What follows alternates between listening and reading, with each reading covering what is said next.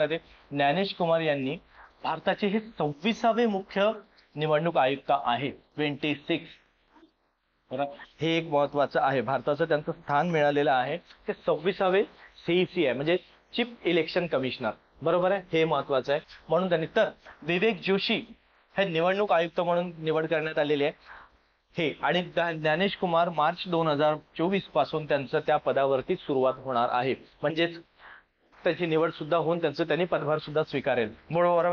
पुढे बघा, मुख्य निवडणूक आयुक्त पदावरती पदोन्नती देण्यात आलेली आहे. म्हणजेच पूर्वी कुठल्या पदावरती होते ज्ञानेश कुमार? ते होते निवडणूक आयुक्त आणि आता मुख्य निवडणूक आयुक्त म्हणून झालेलं आहे त्यांचं एक. बरोबर.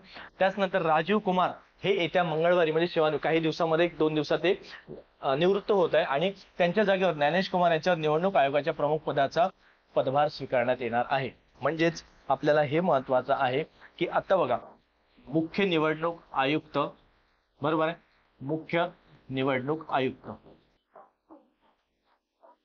कोण असणार? ते म्हणजेच ज्ञानेश कुमार. बरोबर आहे, एक. आणि त्याच नंतर निवडणूक आयुक्त म्हणून 2 व्यक्तीची असणार आहे. त्यामध्ये निवडणूक आयुक्त याच ठिकाणी 2 व्यक्ती असणार आहे. त्यापैकी एक म्हणजे कुठला इथे नाव देण्यात आलेलं आहे बघा. आता त्यांनी काय म्हटलेलं आहे? सुखबीर सिंग साधू. बरोबर, एक म्हणलंय त्यांनी सुखबीर सिंग संधू हे आणखी एक निवडणूक आयुक्त आहे. म्हणजे निवडणूक आयुक्त कोण आहे? सुखबीर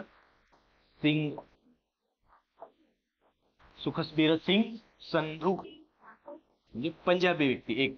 आणि दुसरे व्यक्ती येणार आहे त्यामध्ये, लक्षात घ्या. पुढे नाव देण्यात आलेलं आहे हरियाणा कॅडरचे. बघा, हरियाणा कॅडरचे माजी IAS अधिकारी विवेक जोशी. हे बघा, हे विवेक जोशी. बरोबर, हे 2 व्यक्ती. म्हणजेच बघा, एक मुख्य निवडणूक आयुक्त म्हणजेच ज्ञानेश कुमार आणि हे 2 सुखबीर सिंग संधू आणि विवेक जोशी हे दुसरे निवडणूक आयुक्त यामध्ये देण्यात आले. बरोबर. मग यांची सुद्धा आयुक्तपदी नियुक्ती करण्यात आली आहे आणि त्यामध्ये त्यांनी पहिलं पाऊल जर टाकलेलं आहे काय, महाराष्ट्र निर्माणासाठी मतदान हे पहिले पाऊल आहे. म्हणजेच त्यांनी केलेलं आहे की 18 वर्ष पूर्ण झाल्यानंतर तुम्हाला जो मतदानाचा अधिकार देण्यात आलेला आहे तो तुम्ही निभवायलाच पाहिजे, असं म्हणून त्यांनी प्रत्येक भारतीयाने मतदान करायला पाहिजे ह्या पद्धतीचं दिलेलं आहे. बाकी अशा पद्धतीची बातमी आहे, डिटेलमध्ये घेण्याचा प्रयत्न केलेला आहे. पण मित्रांनो, हे लक्षात घ्या, हीच बातमी तेवढी डिटेलमध्ये आली. म्हणजेच काय, तुम्हाला राज्यसेवा मुख्य जे वर्णनात्मक नवीन पद्धतीने होत आहे, बरोबर आहे, तर ह्या पद्धतीसाठी सुद्धा हे फार महत्त्वाचे न्यूज असतात अशा पद्धतीने. कारण हे पद जर चर्चेत असेल तर विचारण्याची शक्यता असतात. मग ते विचारू शकतात की निवडणूक आयोगाविषयी, त्यांच्या निवडीविषयी चर्चा स्पष्ट करा किंवा निवडणूक आयोगाविषयी त्यांची प्रक्रिया स्पष्ट करा किंवा त्यांचं ते पद चर्चेमध्ये असल्यामुळे अशा वेगवेगळ्या पद्धतीचा प्रश्न कशाही पद्धतीचा येऊ शकतो.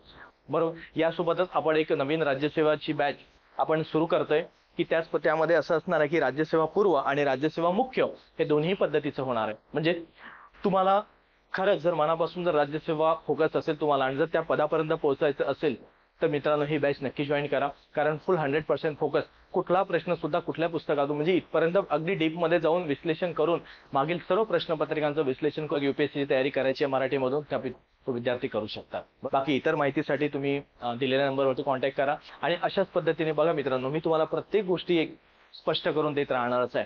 म्हणजे एखादी न्यूजपेपर मधून येणारी गोष्ट कशा पद्धतीने